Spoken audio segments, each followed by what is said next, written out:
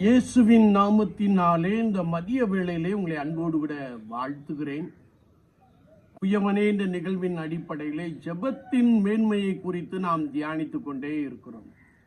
இன்றைக்கும் சங்கீதம் 108:12 நாம் வாசிக்கின்ற போது, இக்கட்டில் எங்களுக்கு உதவி செய்யும் மனுஷனுடைய உதவி விருதா என்று தாவீது அரசன் சொல்லுகின்ற ஒரு வார்த்தையை நாம் வாசிக்க முடியும். தாவீது யுத்த களத்தில் இருந்து ஆண்டவரை நோக்கி கூப்பிடுகிற ஒரு விண்ணப்பத்தை நாம் இங்கே காண முடியும். யுத்தம் ஒன்றும் தாவீதுக்கு புதிதல்ல. அவன் யுத்தத்திலே பழகினவன் என்பதை நாம் பரிசுத்த வேதாகமத்தின் மூலமாக மிக தெளிவாக அறிந்து கொள்ள முடியும். எதிரிகளை உம்மால் மாத்திரமே தாழ்த்தி போட முடியும் என்று சொல்லி, எங்கள் தேவனாலே பராக்கிரமம் செய்வோம், அவரே எங்கள் சத்துருக்களை மிதித்து போடுவார் என்ற நம்பிக்கையிலே யுத்தம் பண்ணுகின்ற ஒரு காட்சியை குறித்து வேதம் நமக்கு தெளிவாய் கற்றுக் கொடுக்கிறது.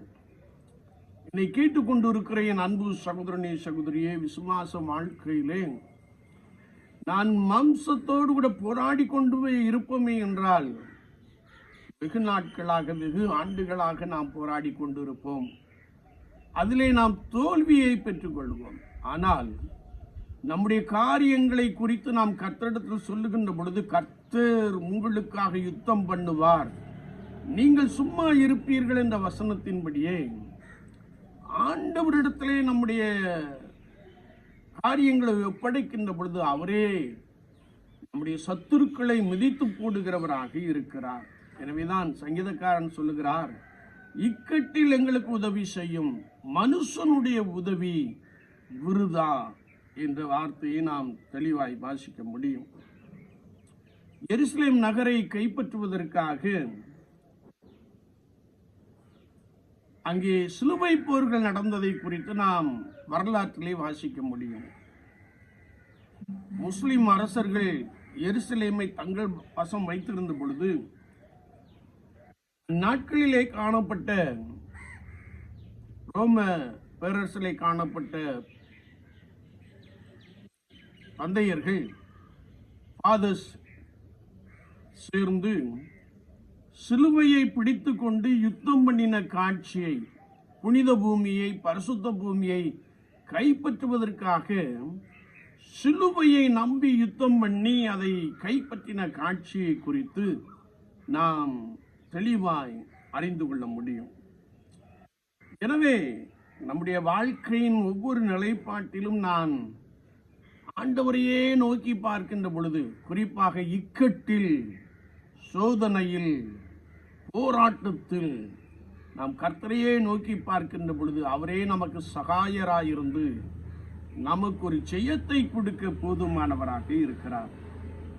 எனவேதான் சங்கீதம் 20:7 நாம் வாசிக்கின்ற பொழுது, சிலர் ரதங்களை குறித்தும் சிலர் குதிரைகளை குறித்தும் மேன்மை பாராட்டுவார்கள், நாங்களோ எங்கள் தேவனாகிய கர்த்தரை குறித்தே மேன்மை பாராட்டுவோம் என்று சங்கீதக்காரன் மிக அழகாக சொல்லுகிறார். கோலியாத் மாம்ச புயபலத்தை நம்பி இருந்தான். ஆனால் தாவீது கர்த்தரால் அபிஷேகம் பண்ணப்பட்டு கர்த்தரை சார்ந்து கர்த்தராகிய ஆண்டவரை முன்னிறுத்தி செயல்பட்டான், கோலியாத்தை வென்றான் என்பதை நாம் நன்றாய் அறிந்திருக்க முடியும்.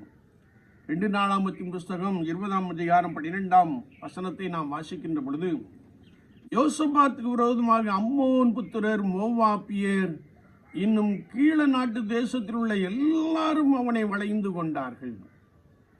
அவன் யுத்தம் பண்ணுவதற்கு பதிலாக கர்த்தருடைய சபைக்கு போய், இத்தனை திரளான கூட்டத்திற்கு முன்பதாக நிற்க எங்களுக்கு பலனில்லை, ஆகையால் எங்கள் கண்கள் உண்மையே நோக்கி கொண்டிருக்கிறது என்று சொல்லுகின்ற ஒரு வார்த்தையை நாம் வாசிக்க முடியும். கர்த்தர் எனக்காக யாவையும் செய்து முடிப்பார் என்ற நம்பிக்கையோடு கூட யோசபாத் ராஜா கர்த்தருடைய சபையிலே தன்னுடைய ஜனங்களை அழைத்து கொண்டு குடும்பமாய் போய் அவர்கள் ஆண்டவரை நோக்கி பார்த்தார்கள், பெரிய வெற்றியை சுதந்திரித்துக் கொண்டார்கள் என்று நாம் பரிசுத்த வேதாமத்தின் மூலமாக மிக தெளிவாக அறிந்து கொள்கிறோம். என்னை கேட்டுக்கொண்டிருக்கிற என் அன்பு சகோதரனே, சகோதரியே, இக்கட்டில் மனுஷனுடைய உதவி விருதா. மனுஷனை நம்பினது போதும். நீங்கள் ஆண்டவராகிய இயேசு கிறிஸ்துவை நம்பி செயல்படுகின்ற பொழுது ஆண்டவர் உங்களுக்கு ஒரு சிறந்த வெற்றியை, ஆண்டவர் உங்களுக்கு ஒரு சிறப்பான காரியத்தை, ஆண்டவர் உங்களுடைய வாழ்க்கையிலே சிறப்பான ஆசீர்வாதத்தை கொடுக்க போதுமானவராக இருக்கிறார். அனுதின ஜீவியத்திலே யாரை நம்பி செயல்பட்டு கொண்டிருக்கிறோம்?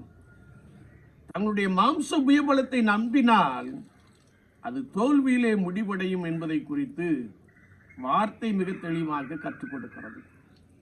நாம் கர்த்தருக்காக காத்திருப்போம், அவர் செயல்படும்படியாய் காத்திருப்போம்.